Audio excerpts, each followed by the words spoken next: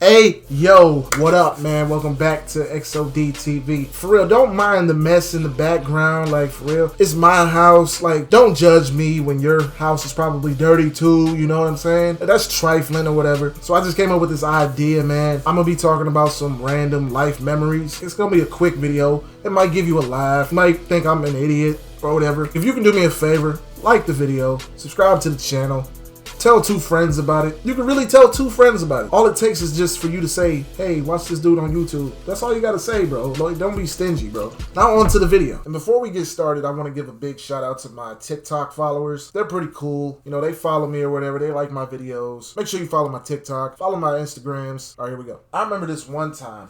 I was in college and I was a red shirt on the basketball team, which means I didn't play my whole first year. So we had a real good team that year. We had, you know, my man Homer, big homie. We had Chris, my man Snoop, Jawan, Dezo. Like we had a squad on us. So we were nasty. Like we were nationally ranked. I remember when it came time to, you know, for March Madness, we qualified for nationals, which is a big deal because that had never been done before in our school's history. In celebration of qualifying for nationals, my boy Snoop threw a party. You know, that was the first time I really stepped out like that. Which later I stepped out all the time, but like, so I was like, yeah, I'm gonna be there. You know, we about to have fun. And was it fun that we had? This is where I quickly knew my boy Snoop threw bangers all the time. Because I'm talking about the house was packed top to bottom. And it wasn't even his house that we partied at that time. I think it was his girlfriend at the time. I think it was her house. I'm talking about upstairs, downstairs, packed. The basement was packed. It was hot. You know, this is a college party. What do you think goes on at college parties? I remember my big homie,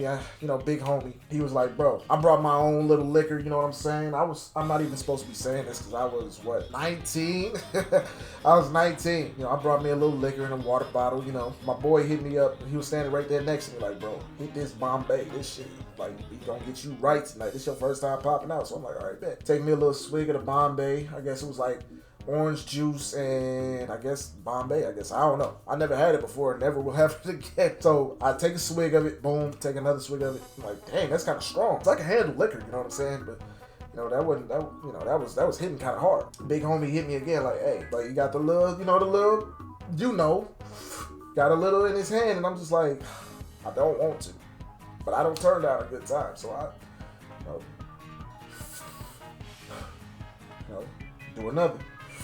Puff, puff, pass. Instantly, when I tell you, I instantly feel it to where I'm like, okay, something is, that's strong. And I'm talking about within 5 minutes, I was gone. I'm talking about I was cross. Everything that happened after that, I don't remember it. But what I do remember is waking up in a bed that wasn't mine with somebody I did not know prior to that. And long story short, she was like, yeah, I saw you were stoned at the party, and it's just, you didn't need to be there, so I just brought you back to my house. I'm just like you did that? Like, I didn't know how to feel about it, because I'm just like, bro, like, thank you. She wasn't like a creep or nothing. She wasn't like, you know, a monster. She was pretty, but it was just like, the fact that I don't remember none of this, I could easily, like, something could have happened. Something could happen to me next time that this happens.